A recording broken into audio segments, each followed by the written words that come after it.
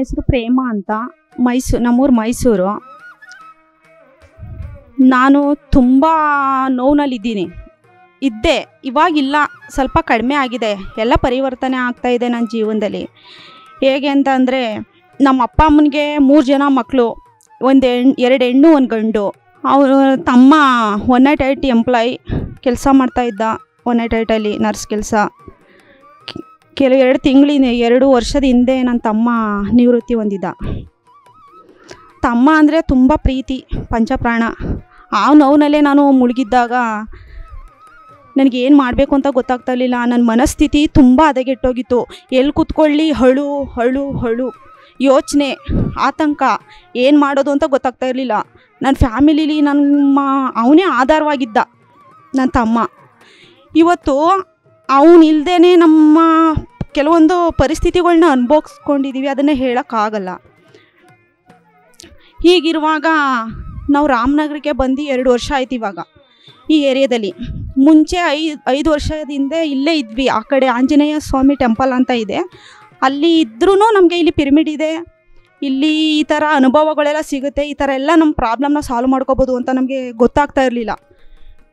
ಅದಾದಮೇಲೆ ಮತ್ತೆ ಮೈಸೂರಿಗೆ ಹೊರಟೋಗಿದ್ವಿ. ಮತ್ತೆ ಬಂದು 2 ವರ್ಷ ಆಯಿತು. ಆಗಿರುವಾಗ ಹೀಗೆ ನಾನು ಗಾರ್ಮೆಂಟ್ಸ್ಗೆ ಹೋಗ್ತಾಯಿದ್ದೆ. ತುಂಬ ಅಳ್ತಾಯಿದ್ದೆ, ತುಂಬ ಯೋಚನೆ ಮಾಡ್ತಾಯಿದ್ದೆ. ಯಾಕೆ ಅಂತ ಗೊತ್ತಿರಲಿಲ್ಲ. ನನ್ನ ನೋವುಗಳನ್ನ ಯಾರ ಹತ್ರನೂ ಶೇರ್ ಮಾಡ್ಕೊಳ್ಳೋಕ್ಕೆ ಆಗ್ತಾ ಇರಲಿಲ್ಲ. ಆಗಿರುವಾಗ ನಮ್ಮ ಪಕ್ಕದ ಮನೆಯವರೇ ಧ್ಯಾನಿಗಳಿದ್ರು. ಅವರು, ಯಾಕಮ್ಮ ಹಿಂಗೆ ಅಳ್ತಾ ಇದೆಯಾ, ಯಾಕೆ ಈ ಥರ ಇಷ್ಟೊಂದು ಆತಂಕದಲ್ಲಿದೆಯಾ, ಏನಕ್ಕೆ ಹಿಂಗಾಡ್ತಾಯಿದೆಯಾ, ಎಲ್ಲಿ ಕೂತ್ಕೊಂಡ್ರು ನೀನು ಯಾಕೆ ಈ ಥರ ನೋವು ಪಡ್ತಾ ಇದೆಯಾ, ಯೋಚನೆಯಲ್ಲೇ ಇರ್ತೀಯಲ್ಲ, ಏನು ಯೋಚನೆ ಮಾಡ್ತಾ ಇರ್ತೀಯಾ ಅಂತ ಎಲ್ಲ ಪ್ರಶ್ನೆಗಳು ಕೇಳೋರು. ಆದರೆ ನಾನು ಕೆಲವೊಂದನ್ನು ಕೇಳಿದ್ರೆ ಸಾಕು ಅಳು ಬಂದ್ಬಿಡ್ತಾ ಇತ್ತು. ಯಾಕಂದರೆ ನನಗೆ ನನ್ನ ತಮ್ಮ ಅಂದರೆ ತುಂಬ ಪಂಚಪ್ರಾಣ, ಹೇಳೋಕ್ಕಾಗಲ್ಲ. ನೀನು ಪಿರಮಿಡ್ ಅಂತ ಇದೆ, ಚಾಮುಂಡೇಶ್ವರಿ ಟೆಂಪಲ್ ಹಿಂಭಾಗ, ಅಲ್ಲಿಗೆ ಹೋಗಿ ಧ್ಯಾನಕ್ಕೆ ಹೋದರೆ ನೀನು ಪರಿವರ್ತನೆ ಆಗ್ತೀಯ, ನಿನಗೆ ಒಳ್ಳೆಯದಾಗುತ್ತೆ, ನಿನ್ನ ಮನಸ್ಸು ಶುದ್ಧ ಮಾಡ್ಕೊತೀಯ, ಯಾವ ಯೋಚನೆ ಆತಂಕಗಳಿರಲ್ಲ, ಎಲ್ಲ ಒಳ್ಳೆಯದಾಗುತ್ತೆ, ಹೋಗು ಅಂತ ಹೇಳಿದ್ರು. ಆವಾಗ ನಾನು ಧ್ಯಾನ ಅಂದರೆ ಏನು ಅಂತಲೇ ಗೊತ್ತಿರಲಿಲ್ಲ. ಮೆಡಿಟೇಷನು, ಧ್ಯಾನ ಅಂದರೆ ಏನು ಅಂತ ಅನುಭವನೂ ಇರಲಿಲ್ಲ ನನಗೆ. ಆವಾಗ ಬಂದೆ ಸಂಜೆ, ಶುಕ್ರವಾರ ಪಿರಮಿಡಿಗೆ ಬಂದೆ. ವನಜಮ್ಮ ಅಂತ ಕ್ಲಾಸ್ ತೊಗೊತಾ ಇದ್ರು, ಭಗವದ್ಗೀತೆ ಕ್ಲಾಸ್ ಮಾಡ್ತಾಯಿದ್ರು ಅವರು. ಬಂದು ಕೂತ್ಕೊಂಡೆ. ತುಂಬ ಅಳ್ತಾ ಇದೆ, ಕಣ್ಣಲ್ಲಿ ತುಂಬ ನೀರು ಬರ್ತಾಯಿತ್ತು. ಯಾಕಮ್ಮ ಅಳ್ತಾ ಇದೆಯಾ ಅಂತ ಅಂದರು. ಆವಾಗ ನನಗೆ ಹೇಳೋಕ್ಕೆ ಆಗ್ತಾ ಇರಲಿಲ್ಲ, ನನಗೆ ಬಾಯಿ ಬಿಟ್ಟು ಏನು ಹೇಳ್ಕೊಳ್ಳೋಕ್ಕೂ ಆಗ್ತಾ ಇರಲಿಲ್ಲ. ಆವಾಗ ಏನಮ್ಮ ಅಂತ ಹೇಳಿದ್ರು. ಹೀಗೆ ಹಿಂಗೆ ಅಂದರು. ನನಗೆ ತುಂಬ ನೋವಾಗ್ತಾಯಿತ್ತು. ನನ್ನ ತಮ್ಮನ ಈ ಥರ ಪರಿಸ್ಥಿತಿಗಳನ್ನೆಲ್ಲ ಅವ್ರ ಹತ್ರ ಹಂಚ್ಕೊಂಡೆ. ನನಗೆ ಹಿಂಗಿದ್ದ, ನನ್ನ ತಮ್ಮ ಹಿಂಗೆ ತೀರ್ಕೊಂಡ್ಬಿಟ್ಟ, ತುಂಬ ಅಪ್ಸೆಟ್ ಆಗಿದ್ದೀನಿ, ನನಗೇನು ಮಾಡಬೇಕು ಅಂತ ಗೊತ್ತಾಗ್ತಾ ಇರಲಿಲ್ಲ. ಕೆಲ್ಸಕ್ಕೆ ಹೋದರೆ ಕೆಲಸ ಮಾಡೋಕ್ಕಾಗ್ತಾ ಇರಲಿಲ್ಲ, ಎಲ್ಲೋಗ್ಲಿ ಮನೇಲೂ ಚಿಂತೆ, ನೋವು, ಇದೇ ಇದರಲ್ಲಿ ಮುಳುಗೋಗಿರುವಾಗ ಧ್ಯಾನಕ್ಕೆ ಈ ಥರ ಹೇಳಿದ್ಮೇಲೆ ನಾನು ಬಂದು ಅವ್ರನ್ನ ಪರಿಚಯ ಆಯಿತು. ನನಗೆ ವನಜಮ್ಮ, ಮಂಜಮ್ಮ ಅಂತ ಕೆಲವರು ಇಬ್ಬರು ಪರಿಚಯ ಆದರು.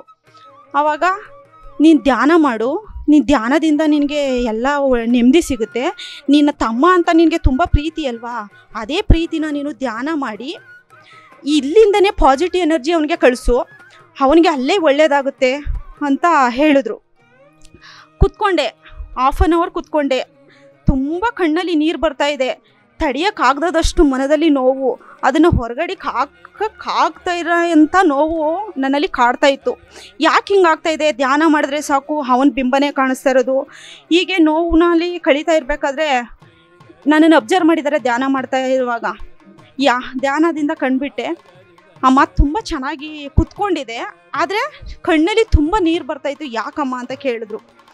ಆವಾಗ ಅವ್ರ ಹತ್ರನೂ ನಾನು ನೋವನ್ನ ಹಂಚ್ಕೊಂಡೆ. ಆವಾಗ, ನೀನು ಯೋಚನೆ ಮಾಡಬೇಡ, ನಿನ್ನ ತಮ್ಮ ಎಲ್ಲೂ ಹೋಗಿಲ್ಲ, ನಿನ್ನಲ್ಲೇ ಇದ್ದಾನೆ, ನಿನ್ನ ಸುತ್ತಮುತ್ತಲೇ ಇದ್ದಾನೆ, ಎಲ್ಲರೂ ಒಂದು ದಿನ ಹೋಗಲೇಬೇಕು ಅಲ್ವೇನಮ್ಮ, ನೀನು ಯಾಕೆ ಯೋಚನೆ ಮಾಡ್ತೀಯಾ, ದಯವಿಟ್ಟು ನೀನು ಈ ನೋವನ್ನ ನಿಲ್ಲಿಸು, ನೀನು ಧ್ಯಾನ ಮಾಡು, ನೀನು ಧ್ಯಾನ ಮಾಡೋದ್ರಿಂದ ಅವನಿಗೆ ಅಲ್ಲಿ ತಲುಪುತ್ತೆ, ನೀನು ಪಾಸಿಟಿವ್ ಎನರ್ಜಿ ಕಳಿಸು, ಅಲ್ಲೇ ಅವನಿಗೆಲ್ಲ ಒಳ್ಳೆಯದಾಗುತ್ತೆ ಅಂತ ಹೇಳಿದ್ರು. ಅವ್ರಿಗೆ ನಾನು ಥ್ಯಾಂಕ್ಸ್ ಅಂತ ಹೇಳೋಕ್ಕೆ ಇಷ್ಟಪಡ್ತೀನಿ. ಕಷ್ಟ ಬತ್ತು ಅಂತ ಅಂದ್ಬಿಟ್ಟು ಯಾವತ್ತೂ ಯಾರೇ ಆದ್ರೂ ಕುಗ್ಗಕ್ಕೆ ಹೋಗಬೇಡಿ, ಧೈರ್ಯವಾಗಿ ಫೇಸ್ ಮಾಡಿ. ಎಲ್ಲದಕ್ಕೂ ಒಂದು ಸಮಸ್ಯೆ ಅಂತ ಬಂದರೆ ಪ್ರತಿಯೊಂದಕ್ಕೂ ಅದಕ್ಕೆ ಪರಿಹಾರ ಅಂತ ಇದ್ದೇ ಇರುತ್ತೆ. ಆ ಪರಿಹಾರನ ನಾವು ಕಂಡ್ಕೊಳ್ಳೋಕ್ಕೆ ಪ್ರಯತ್ನ ಪಡಬೇಕು. ಯಾವುದ್ರ ಮುಖಾಂತರದಿಂದ ನಾವು ಕಂಡ್ಕೋಬೇಕು ಅಂತಂದರೆ ಧ್ಯಾನ ಮಾಡಿ. ಧ್ಯಾನದಿಂದ ಏನು ಬೇಕಾಗಿದ್ರೂ ನಮಗೆ ಗೊತ್ತಿಲ್ಲದೇ ಕಪ್ಪೆ ಚಿಪ್ಪಿನ ಮುತ್ತಿನ ಥರ ಎಲ್ಲೇ ಹೋಗ್ತಿದ್ರು ಆ ಪರಿಹಾರ ನಮಗೆ ಕಣ್ಮುಂದೆ ಬಂದೇ ಬರುತ್ತೆ. ಧ್ಯಾನ ಪ್ರತಿಯೊಂದೂ ನಮಗೆ ಕೊಡುತ್ತೆ. ಎಲ್ಲರೂ ಧ್ಯಾನಿಗಳಾಗಿ. ಹೀಗಿರುವಾಗ ನಾನು ಮುಂಚೆ ತುಂಬ ಕೋಪಿಷ್ಠೆ ಆಗಿದೆ. ತುಂಬ ಯಾರಾದರೂ ಒಂದು ಅಂದ್ಬಿಟ್ರೆ ನಾನು ಅವ್ರಿಗೆ ತಿರುಗಿಸಿ ಮಾತಾಡಬೇಕು, ಅವ್ರಿಗೇನಾದರೂ ಬೈಬೇಕು, ಅದೇ ಥರನೇ ನಾನು ತುಂಬಾ ಕೋಪ ಅಂದರೆ ಕೋಪ. ಈಗಿರ್ಬೇಕಾದ್ರೆ ಇವಾಗ ನಾನು ಯಾರೇ ಒಂದು ಏನೇ ಬೋದ್ರೂ ಅದನ್ನು ಶಾಂತಿಯಿಂದ ಸ್ವೀಕರಿಸ್ತೀನಿ. ಯಾಕಂದರೆ ನಾನು ಧ್ಯಾನ ಮಾಡ್ತಿದ್ದೀನಿ. ಅವರು ತಿಳುವಳಿಕೆ ಇರಲ್ಲ, ನಾವು ಧ್ಯಾನಿಗಳು. ಅವ್ರು ಏನಾದ್ರು ಏನಾದ್ರು ಒಂದಂದರೆ ಅಯ್ಯೋ ಅವ್ರು ಗೊತ್ತು ಮಾತಾಡ್ತಾರೋ ಗೊತ್ತಿಲ್ಲದೇನೋ ಮಾತಾಡ್ತಾರೋ ಅದನ್ನು ಸಂತೋಷದಿಂದ ಸ್ವೀಕರಿಸೋಣ. ಅವ್ರಿಗೂ ಧ್ಯಾನ ದಾರಿ ಅಂತ ಬಂದಿದ್ದಿದ್ರೆ ಅವ್ರಿಗೂ ಎಲ್ಲ ಅರ್ಥ ಆಗ್ತಾಯಿತ್ತು. ಪ್ರತಿಯೊಬ್ಬರು ಧ್ಯಾನ ಮಾಡಿ. ಒಂದು ಕಲ್ಲು ಶಿಲೆ ಆಗಬೇಕಾದ್ರೆ ಒಬ್ಬ ಶಿಲ್ಪಿ ಎಷ್ಟು ಮುಖ್ಯನೋ ಅದೇ ತರಹ ಒಬ್ಬ ವ್ಯಕ್ತಿ ಸಂಪೂರ್ಣ ಆಗಿ ಪರಿಪೂರ್ಣ ಆಗಬೇಕಾದ್ರೆ ಕೆಲವೊಂದು ಸಾಧನೆಗಳನ್ನ ಮಾಡಬೇಕು ಅನ್ನೋದಾದರೆ ಧ್ಯಾನ ಮಾಡಲೇಬೇಕು. ಧ್ಯಾನ ಪ್ರತಿಯೊಬ್ಬರಿಗೂ ಪ್ರಾಮುಖ್ಯತೆ. ಧ್ಯಾನಕ್ಕೆ ಮೊದಲು ಪ್ರಾಮುಖ್ಯತೆ ಕೊಡಿ.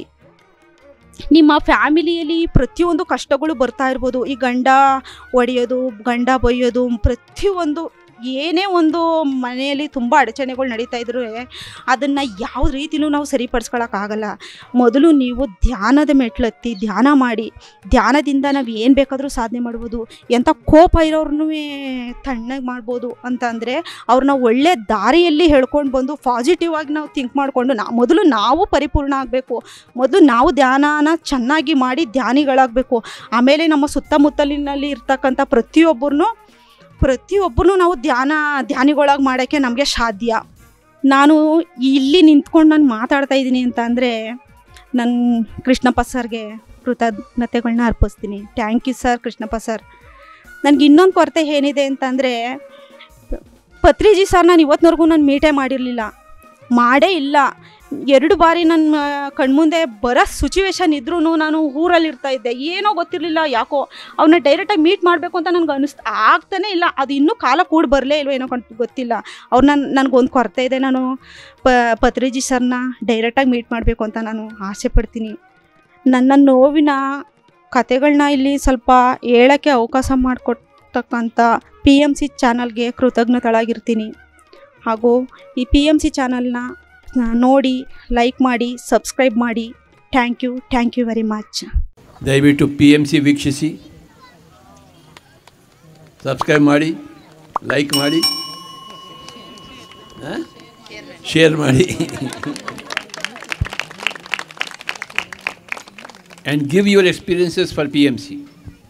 Record your experiences so that the whole world will know your experiences.